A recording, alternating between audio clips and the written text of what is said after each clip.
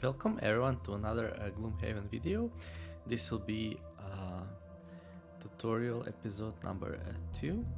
So if you missed the last one and want to see this whole tutorial and the introduction about this game, I suggest you watch the previous video. If you already watched it, then enjoy. So we'll load up our Neo Guildis adventure here, which we're playing on insane difficulty. So far we went through some basic tutorials for the game, learned basic mechanics, how things work, how we play the cards, what are the actions, resting, initiative, enemies, and deck modifiers. And now we are here introduced with a roadmap for the first time and our first mission, so we're gonna click on it. I am Brute. Yet again, the Brute finds himself in a precarious situation. Guide him out of safely, and he'll surely join the guild. Okay, so when we select the mission, we see the unlocks. In this case, it will be our Brute, which has these 3 horns as the class symbol, and we also can see the enemies. So living bones, level 3, 7 HP, 3 movement and 2 attack. They also can target more than 1 enemy with each of their attacks. That means target innate, 2 targets per attack. And shield, they shield for 1, that means they reduce the damage from each attack by 1. Okay. So we didn't see the living bones yet. The trainer tells you to head to the Demon's Gate graveyard, and there you find a mausoleum with a smashed-in front door. Walking down the steps into the gloom below, you follow a trail of broken bones until you hear the sounds of battle. Entering a chamber, the badly wounded Brute is facing off against a number of undead. Okay.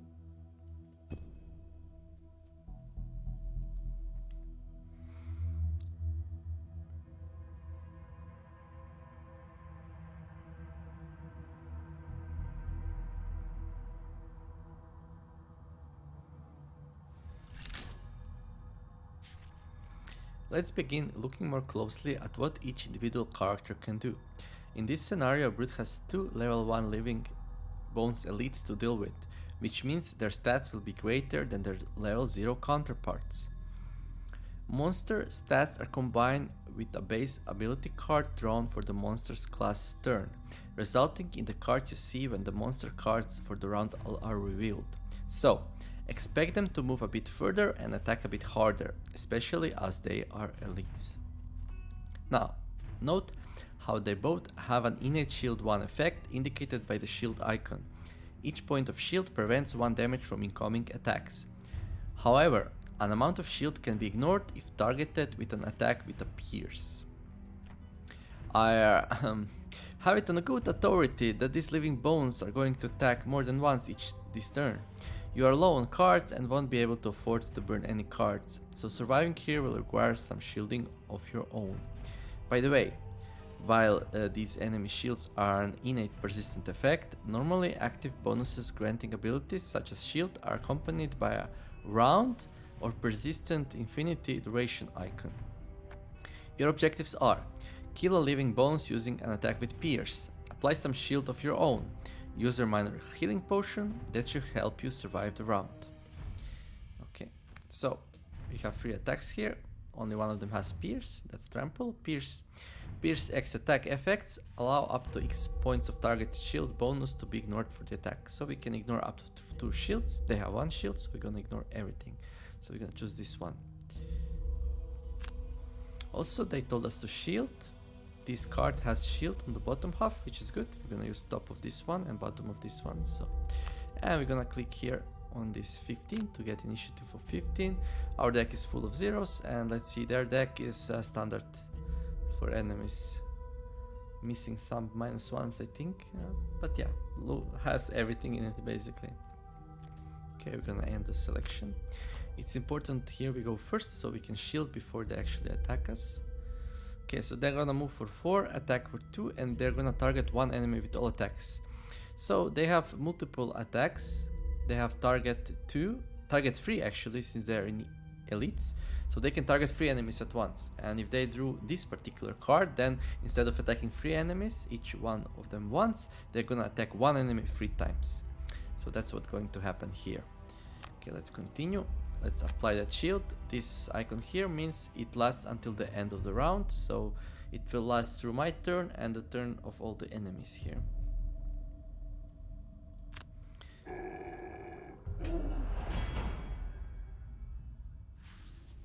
Okay, let's drink that healing potion, since I think there is a lot of damage incoming, so we have to survive it. And we're gonna attack the one with less HP, so we actually kill it.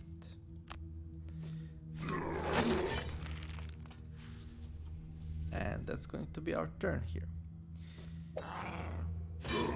Okay, so this enemy will swing for 2 damage. Alright, we have the shield which we picked up last time. We can use the shield to increase our shield by 1, so that will basically reduce the damage by 1 to only 1. Then they're gonna hit with modifier of 0 for 1 damage. Probably another one of that, yeah, otherwise we would die, so would be a pretty short tutorial. Yikes, that was quite the onslaught. Nonetheless, your shield prevented enough damage to keep Brute alive. Phew. Final objective, kill the remaining living bones. Good luck, he's a tanky one. A tip for you, perhaps you could use the all push and trap combo. Note that the shield only prevents damage from attacks, but it doesn't do anything against direct damage such as from traps. So here we have these 2 traps conveniently placed behind this skeleton, and yeah, we're gonna short rest here, and we're not gonna use this card anymore, I guess. And we have this Warding Strength card, attack for 3 and push for 2. Push X attack effects or ability causes the target to be forced away up to X hexes. The direction is specified by the controller of the ability effect, and each hex moved must be the target 1 hex further away. Must put the target 1 hex further away. Targets can be pushed through allies, but not enemies or obstacles. Okay, so we can push him, and each next push has to be further away from us, and that's exactly what we need anyways, so yeah. Let's try to go first here. Cool. We're gonna use the Warding Strength.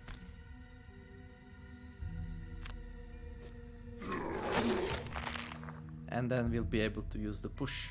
So we click on the first hex we want to push it into. That will be this trap here, and then the next one has to be further away. The only legit ones are these 3, so here we're gonna push it right here. I think you can just push it for 2 if you want, but sometimes game will not do what you want, so you can use this queuing system. Okay, cool. So that will be 6 damage in total, only 4 was needed, so yeah. And we're also going to pick up this gold here. And end the turn. Victory. Saved the Brute yet again. I hear he's decided that the Rangeric alone is not working out for him, so he's agreed to be the first mercenary in your guild. Let's get out of this dusty crypt and see who else we can recruit.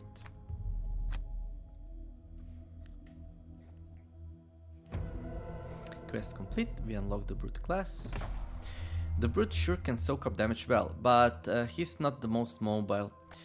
Having ample funds is going to be of utmost importance in getting this guild off the ground. Well, he has priorities straight. Do you know anyone good? Gold acquisition. I know just the woman. She's also a dab hand at poking holes in those who get in her way. She's in the process of liberating some gold right now. Shall we lend her a hand? Okay, so this is the next mission. A blade in the night. The trainer has pointed you to the location of your second potential recruit. So we got some bandit archers here. Well, we already know what they do. We're gonna unlock our second class, the Scoundrel.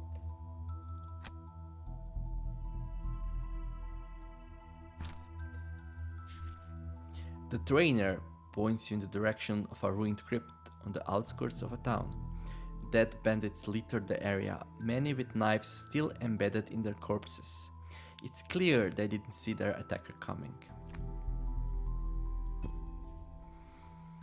Well, yeah, Guess the Scoundrel is keen at poking holes at enemies. Meet the Scoundrel. She is incredibly nimble and mobile, not to mention able to combo huge amounts of melee damage when things line up just right. Let's help her out of this sticky situation. Firstly, you need to kill 3 archers this round before they attack. You'll certainly need something that can hit more than one target at a time. So, we've got one ability that hits more than one target at a time. That's throwing knives. We can attack for 2 at range of 3 and target 2 enemies. We'll also get 1 experience point. I didn't talk about this yet, but these stars here give you experience points and you need them in order to level up. Okay, so we're gonna use throwing knives. So we can, with throwing knives, range 3, we can hit any of these 3 enemies, but we need to do we can kill 2 and then we need something else to kill the 3rd one. We got smoke bomb and we got thief's neck. Well, we got an attack on the bottom part here, but it's not ranged, so we're gonna need something else. And this smoke bomb will do a pull 2, range 3. Pull is similar to push, but like in opposite way. So where push pushes enemies away from you, pull pulls them towards you, obviously. So we're gonna choose that one and we'll pull. The plan is to pull this enemy into this trap here. We're gonna go really fast, so hopefully we go first. Okay, they have 29 initiative, so doesn't matter what they do because they'll be dead before they get their turn. So let's target these 2 with the throwing knives.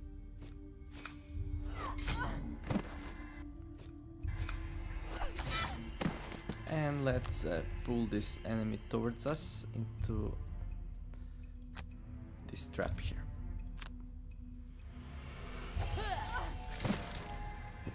There we go. Ha! Feels good picking off multiple targets in a single turn, doesn't it? One last objective. Loot at least 5 piles of gold this round. A tip for you. Sometimes the top half of a cart allows you to move too. Loot abilities pick up all the gold within the radius specified by the values, so you work out where you need to stand and get looting. So we're gonna short rest first.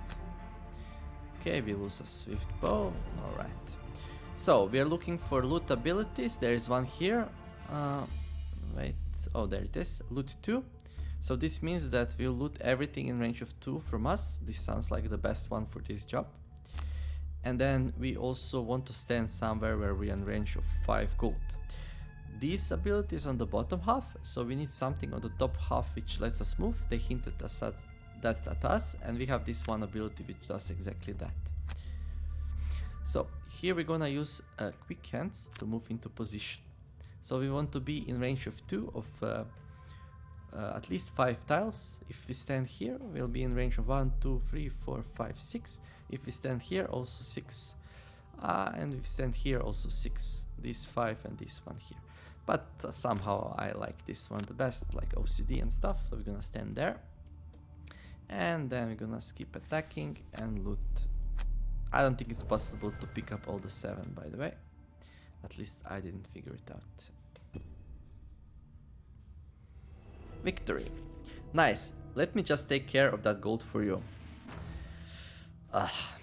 For your assistance in this scenario, the Scoundrel has agreed to join the guild. That means we've got enough mercenaries now for a proper mission. Cool. So, now the game will give us a mission with Brute and Scoundrel, I think. If I remember correctly. The first thing we should do as a guild is re-establish the trade route with Gibbet Hill to the west. We've been having a small problem with bandits in the woodland en route, but with Brute and Scoundrel to assist, that's nothing that should cause you any trouble. It will give you some much needed experience on the job and allow me to get some new items in stock once the way is cleared. Go knock some bandits' heads together. Okay, so he promises to actually be useful. That's nice. Toss a coin to a hangman. Okay, a feature reference there. Bandits are blocking the road to Gibbet Hill, and it's up to you to drive them away. So we're gonna have some bandit archers, some bandit guards, and we're gonna unlock this location. Okay, cool. We still cannot choose party members, we cannot choose items and stuff. That comes after the tutorial. The road is deserted as you make your way toward Gibbet Hill. Trading in the area has effectively stopped for many months now, with so few daring to venture along the main highways. As you make your way along the trail, wending its way through a wooden groove, the crack of a twig snapping underfoot pierces the silence. You hear rustling in the undergrowth, getting louder as its sources makes its way towards you. Okay. So we are in wood and we hear a lot of noise around us, so I guess it's time to fight.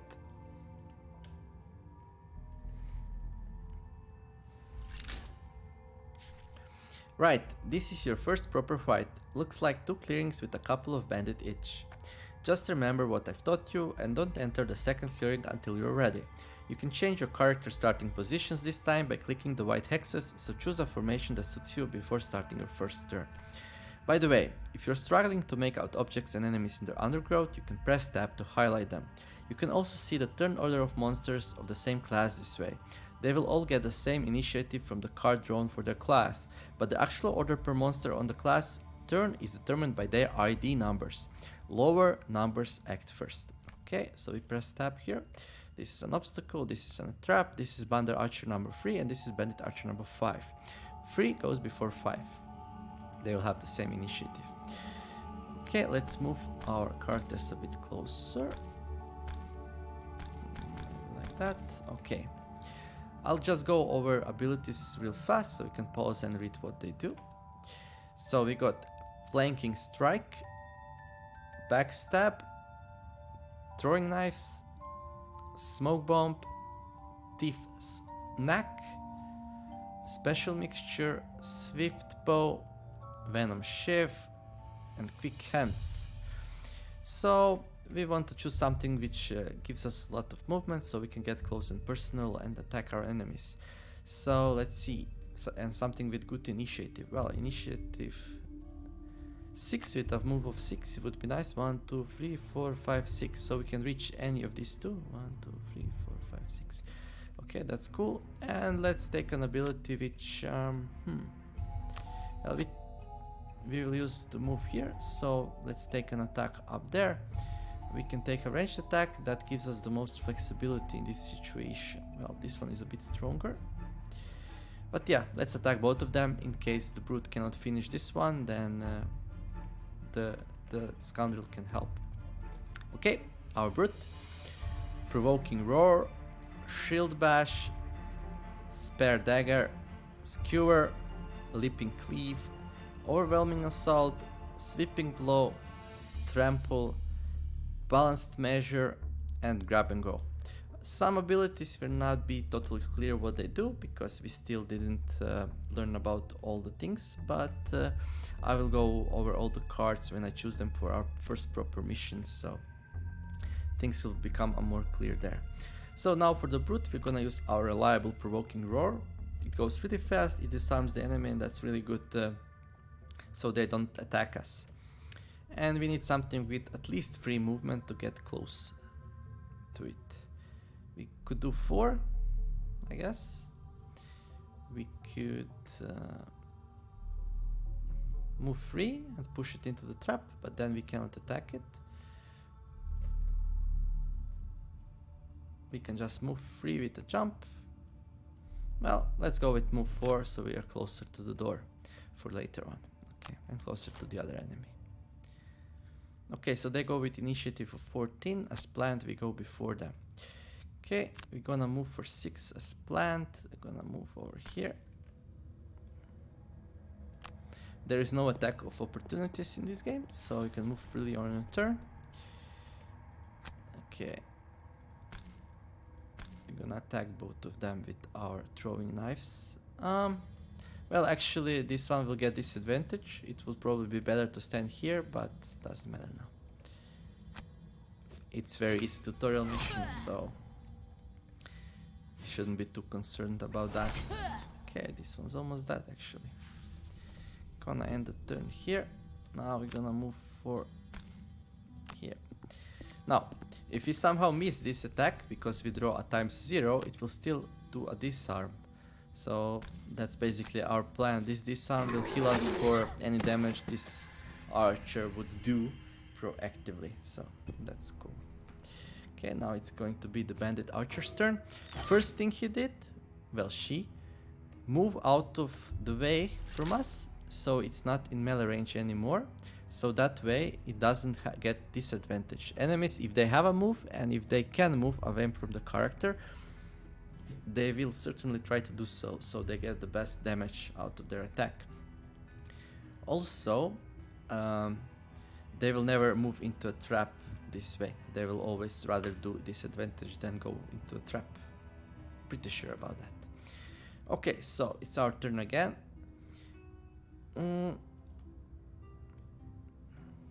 We have this interesting ability, disarm one adjacent trap. So I would like to do it to get some experience. And we also have a guaranteed kill on this enemy. Let's see, where's our pool? There's our pool. So if we pull this enemy into this trap, it will certainly kill it. And we can disarm the other trap.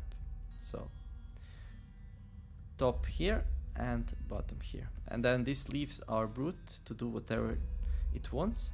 So we can loot this gold and move closer to the gate if we have loot on the top half somewhere. We don't, so we will just move on this gold, and that will be our turn. Okay, our scoundrel goes before the archer. It's cool. We're gonna pull it into the trap. That will also destroy the trap, clearing the room for our next turn. And we'll disarm this one.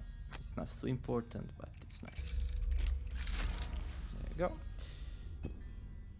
Now we're gonna move with our brute here.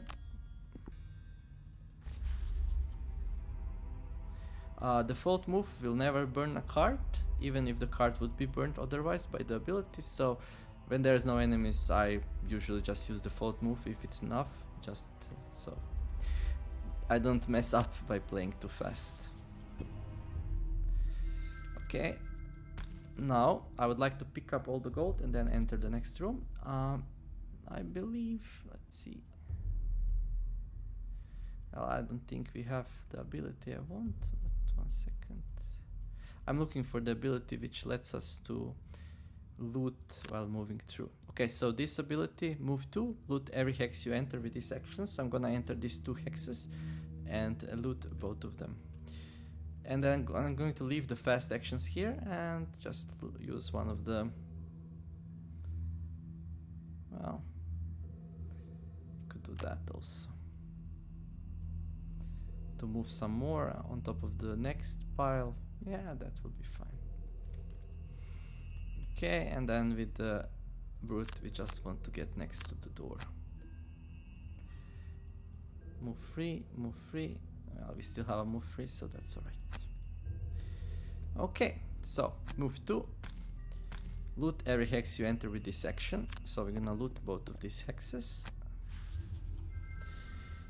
And then we're gonna move once more to loot this one as well.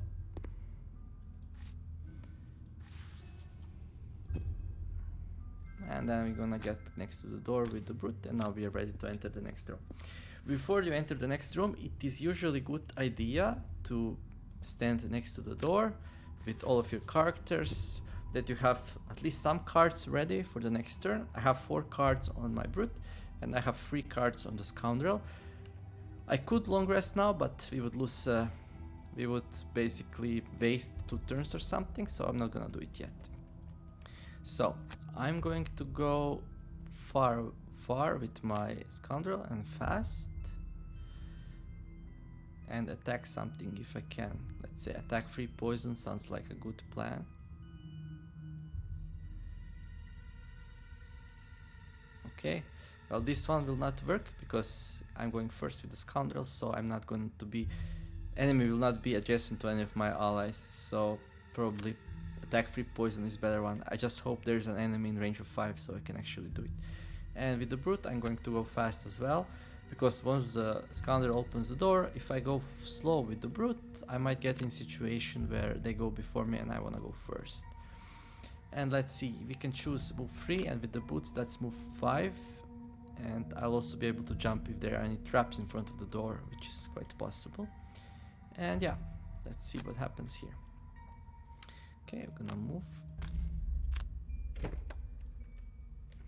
Okay, so we got two enemies here. Both are bandit guards. Okay, they will move for free and attack for one, so they don't actually use a very strong attack. So my plan here will be to kill one of them as fast as possible, and then I'm gonna loot the gold if I feel like I have enough cards and healing, and then I'm gonna kill the other one. This is a tutorial, so I should easily be able to do all of that. Okay, skip the rest of the movement, attack this one here. It's poisoned. Poison. Enemies add +1 attack to love their attacks against a poisoned character. A heal ability will cure poison but have no other effect. Okay, so we will get a +1 modifier for our brute on this enemy here. Okay, let's well, this one burns the card, but it gives us 2 experience, and we do have plenty of cards left, so I'll actually do that. Okay, so let's move here. And let's do a shield bash. Unless we draw a ×0, that's okay. Okay. So now this one enemy that's left will not be a huge threat. We also have a shield to block that 1 damage. Now I just want to pick up all of this gold. Let's see. Well, move 6 and 1 experience, that's cool. Do we have any ability with loot on the top? Well, this one has a loot on the top, so I can short rest, move 6 to these 3 gold piles, and then do loot 1.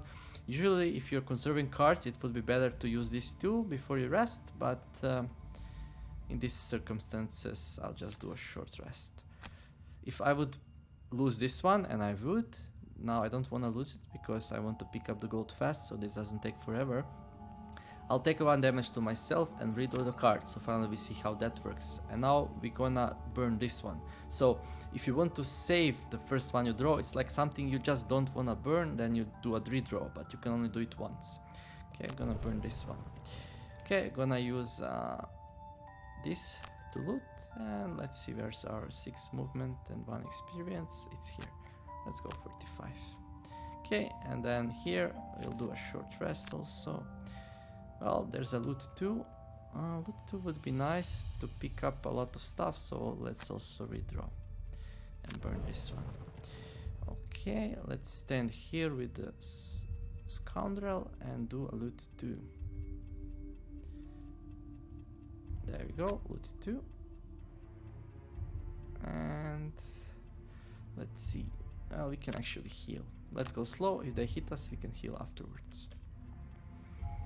That's going to be our turn. Well, didn't really work out, but that's alright. Okay. Oh, we are actually not in range on this one, and this one is on the bottom half, so not gonna work here. But I guess we can still loot at least 2 of them. We'll loot this one next turn. Okay, I'll heal myself for that 1 damage I took when I saved that card. Okay. And then the brute will move for 6. Let's see if I messed this up as well. I didn't. And skip movement and loot. Okay, cool. So 1 gold pile left and 1 enemy. Pretty simple. Okay, so they drew a ranged attack this time. For 2 damage at range of 2, they're not at disadvantage, so they're gonna stay where they are. Okay, okay, I'm just gonna choose whatever to get close to the enemy. Okay, they're gonna shield, they're gonna attack for 2 and poison. They will not move, so as long as we don't go near them, we should be fine. Also, they go before us, so that worked out. Okay, let's move here. Let's well, let's see, what do we pick with? Move 4, 1, 2, 3, 4. Okay, we are close enough to loot this pile if we end up killing it. It's unlikely though, so okay. When you kill the last enemy, the scenario ends, so we would, if we kill it now with the brute and are not able to go here, then we would lose out on the gold. Okay, I'm gonna use this. Probably get... I'm gonna move through the enemy. No, that could kill it. Let's just move here. This experience I should get regardless if I do the action or not. Okay, skip movement to experience, cool. Okay, I'm not gonna attack because I don't wanna kill it by accident. Okay, let's do a provoking roar so it doesn't... Well, actually let's do some abilities with experience. Well, that one does nice damage.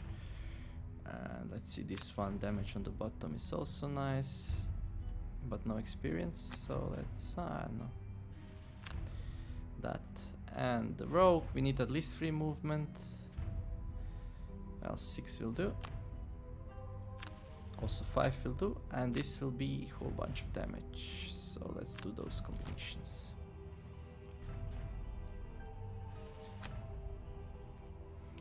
Okay, it will stay in melee range, so that's alright.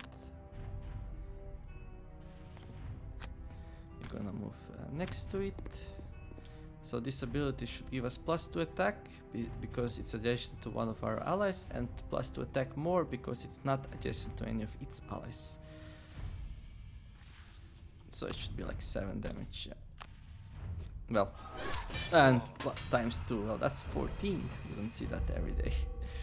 And now we get to finish our whole round before the scenario ends, so... let me see something. If I skip this attack, do I get experience? I don't, so I need to actually hit. On movement abilities you always get experience, and on attack abilities you don't. So these are kind of things we would need to go to the rule book when we play it, because it's very intricate. It's nice to have the game monitor for that for you, so you don't miss out on any rules. Okay, victory. Pretty simple first 2-player mission, only 4 enemies, so super easy mode. The joyous sound of gold coins in the pocket, but what to invest it in? Perhaps I should get some minor mana potions back in the stock. Come on, dude, mana potions, really? It's about time you learned about the fundamentals of magic. I know a spell weaver who should be able to show you a thing or two. And last I heard from her, she was researching a stone circle in a forest nearby Gibbet Hill. With all these monsters about, we out to check she's okay. Okay, so next mission we're gonna learn about the elements. But I'm gonna finish the video here, so this one is just like Brute and Scoundrel, and next one will be Spellweaver plus something else, maybe. Still going through the tutorial, so feel free to skip the scenarios if you like, if this is too boring, and yeah, as always, thank you for watching, and have a nice day.